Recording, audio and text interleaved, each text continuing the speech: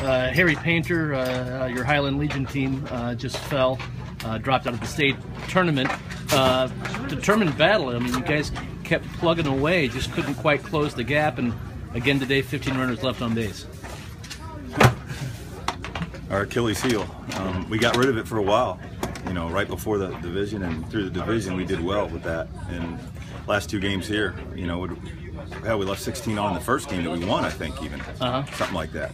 So yeah, that's one of our bigger issues. Fell apart a little bit defensively today as well. But I'll tell you what, down 8-2, we kept battling. We kept coming back. It kept getting back, and then 11-4, and we kept battling and just couldn't make it.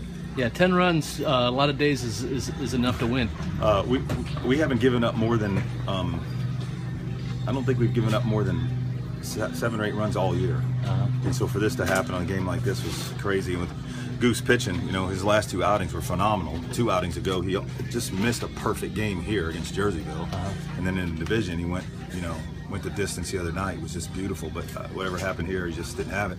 When you're playing nines and you get into the postseason and your schedule gets compacted to where you're playing every day, that wears on your pitching staff pretty quickly, I imagine. Yeah, it wears on your pitching staff, and you know, when you don't go through the season with your regular players too, playing 5-6 days a week because of rainouts or cancellations, it hurts you then too. Because all of a sudden, like last week, I was thinking we played 6 games in 6 days. You know, with one of those a doubleheader, and here you come up here, you got 3 and 3, and you know, it just gets crazy.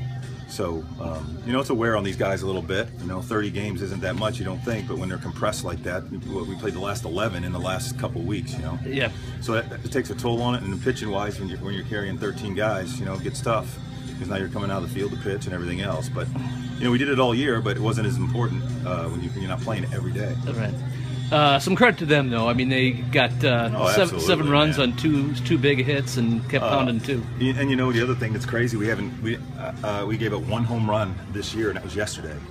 And here we gave up a slam and a 3-run homer today, I believe. I think those are the only 2 we've given up all year, all 3 now. Just all came up here, but hey, we're up here with the teams that can play, right? So it probably makes sense.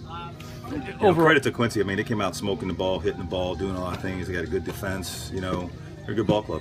Overall, a great season for you guys. You know, Highland has a great way of coming out of nowhere and making runs at championships, and just another example. I consider it a tremendous season for us.